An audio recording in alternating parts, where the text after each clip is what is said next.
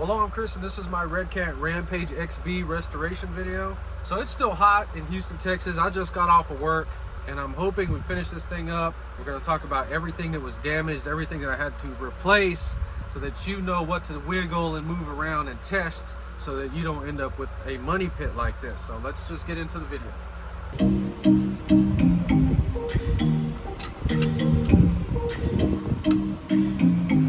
Ancient Israel split into northern and southern. This was around 930 BCE. So there was the northern kingdom of Israel and there's the southern kingdom of Judah.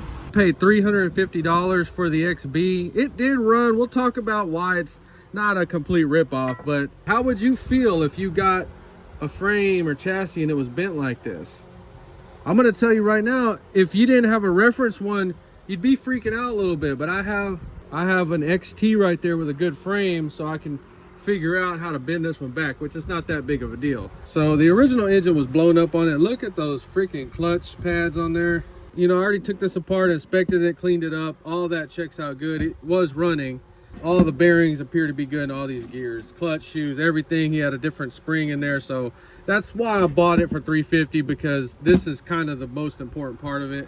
So please, if somebody knows where to get just the exhaust gasket for one of these cat boxes, this is an X-Can. He was just running it like that. We're gonna put some gasket maker in there. It should work.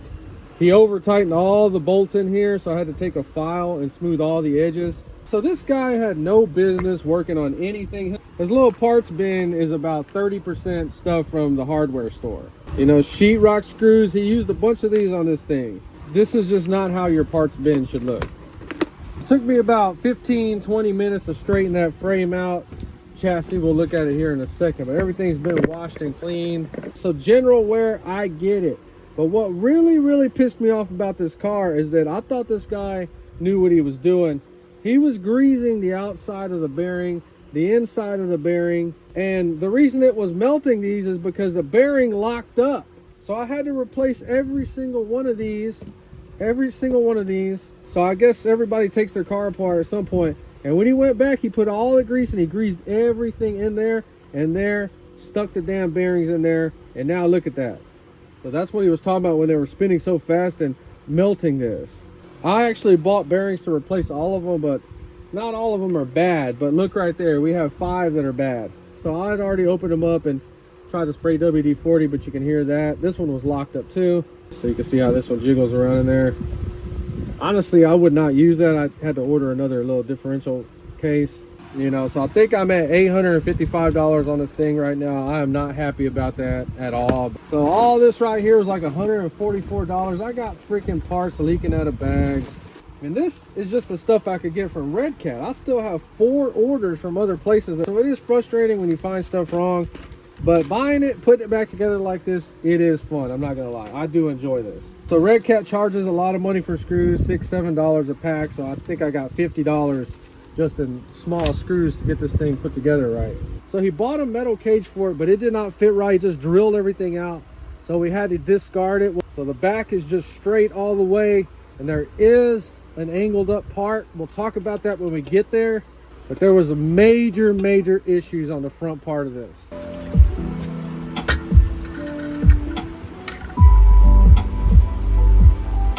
So this is not sold as a kit, so there's not building instructions.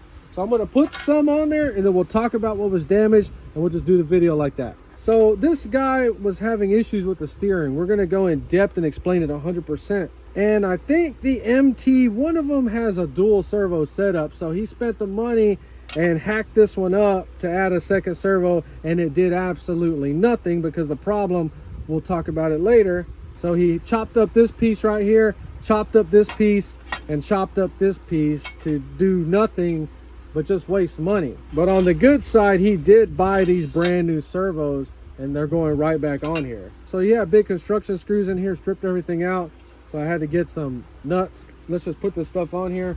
So these are the brackets that hold your locked center diff. These bearings get loose in there, so you give them a shake test. These were borderline. They didn't move left to right, but they did drop right out, so I put some silicone in there.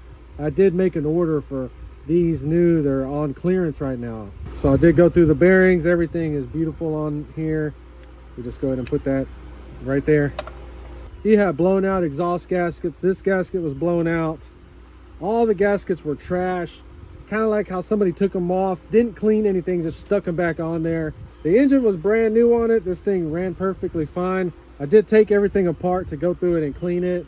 There was no issue, so brand new engine for a win. We're gonna go ahead and just stick it back on there. Everything on the fuel tank was good, but what you want to check is this grommet right here, and check the vent and the gas cap. Make sure all that stuff is there, because they get older and want to fall out. Make sure that's in there. So I did replace the fuel lines. We're gonna go ahead and get the engine and the tank on there.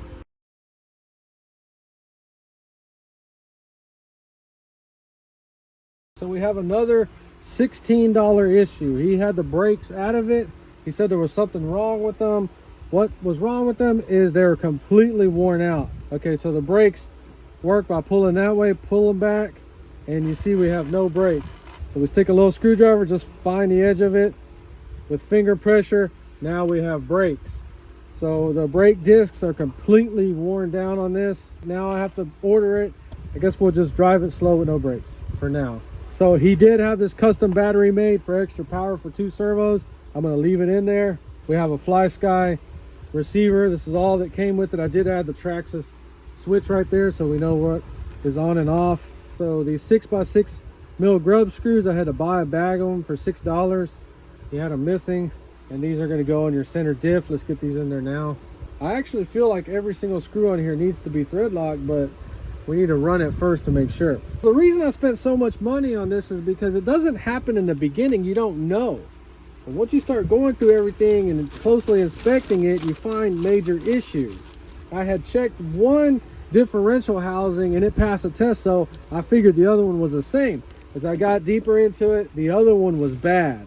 On the good side, he did go through the differentials. He said one of these broke, so he upgraded all of them. That's awesome. So the differential already has 2 of these in there, but he added another set. I think the MT has that. I'm not sure, but I didn't like it. It just felt like it tightened it up too much. It seems like a differential doesn't really do anything, but it actually does. So I want my differentials moving somewhat free. Not the way he had them with double. You could barely turn that. Let me go ahead and get the differentials built on this thing. So the inside of the differential was greased, but he didn't have his gears greased at all. So I went back and put a bunch. Make sure the mesh feels right. Give this a spin with your pinky. It should have no resistance. Everything should spin perfect. So this is where the guy completely screwed up. He deleted his battery box, rigged up some crap with some construction screws, and ran 2 servos. I did have to buy this piece, and I reused the original. Now I'm telling you right now, he had the tension on his spring right there. He had 2 of these on there. Both of the springs will run out 100%. So one of 2 things. The first thing is whenever he put pressure on it, the servo would push that before it start turning it, because there was no tension on that spring. So we're gonna go ahead and tighten this down. And we're gonna go ahead and put a bunch of tension on that spring. And see, now it's very, very, very difficult to move that servo saver. I guess he used to jump this on ramps. So what happened is he had bent this part right here. If you see right there, there's a line. I had to put that on a vise and straighten everything back up. It was all warped. But what had happened was the frame had actually bent right there. So what it was doing is it was wedging the metal part up against the plastic. And whenever I tightened it all up snug, this was locked right here.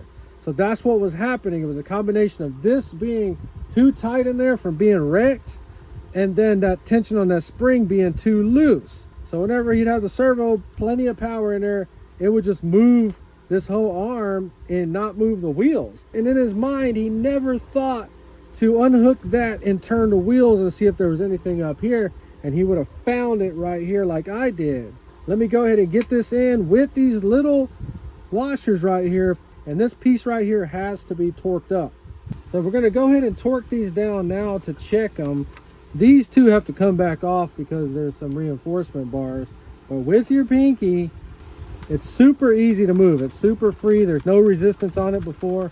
It was completely locked once I torqued these 2. So just keep spinning stuff every step you make, move stuff around, all this, and everything should be free. Now we're talking about wore out parts. Both of these upper control arms were shot at this joint right here. I guess looking back at it now, I could have just replaced this, but I don't know anything about these yet. So honestly, on the steering, I don't like any movement front and back. So that's why all of these had to be replaced. So I went ahead and ordered the brakes. They had them on Amazon. They're supposed to be coming tomorrow. $18 more right there. So the differential housings and differentials are the same in the front and back. I actually did mix them up. I don't remember which one was the bad one, but we put the new one on the front. So looking at this right now, we are $100 in on replacement parts.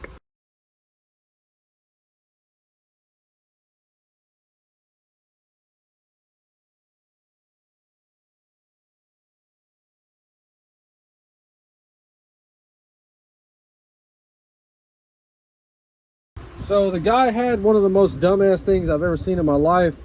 He had these adapters, no telling how much he spent on them, but they were the wrong size. And these are the axles on the XB.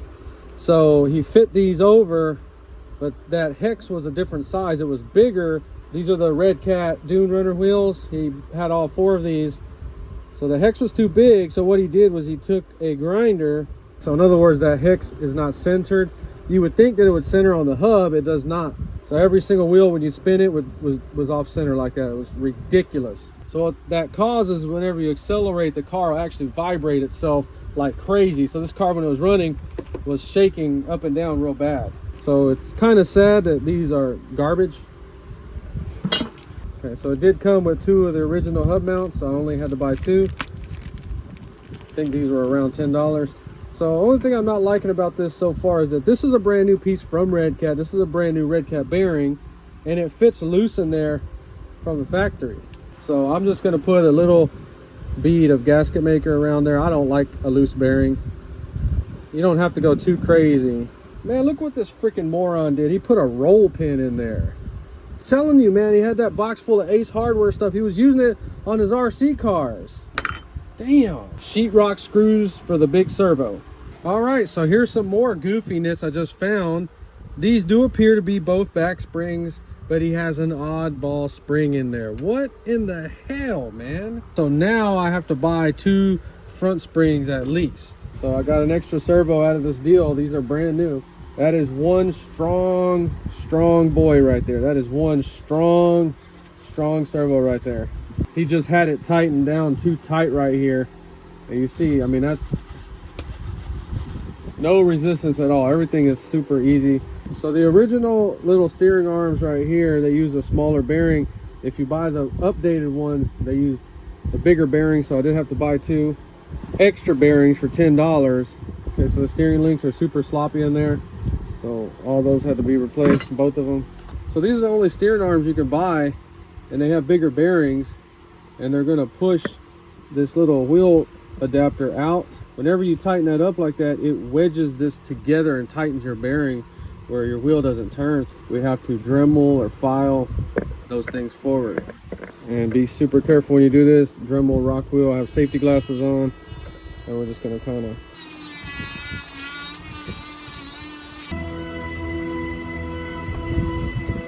call Art Bell toll free.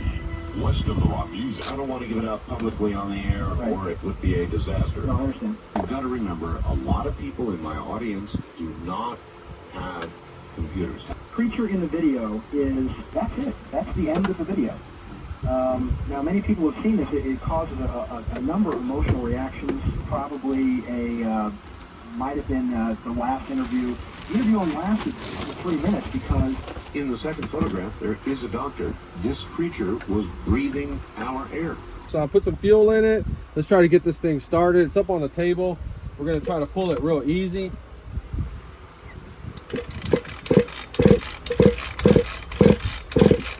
I think we're gonna pour some starter fluid down it. No choke on it.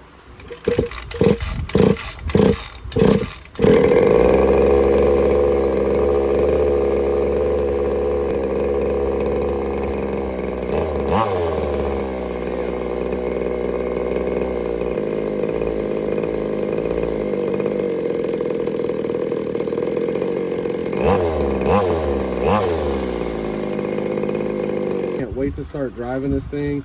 It's still a little hot here in Houston. It was 100 degrees today in the truck.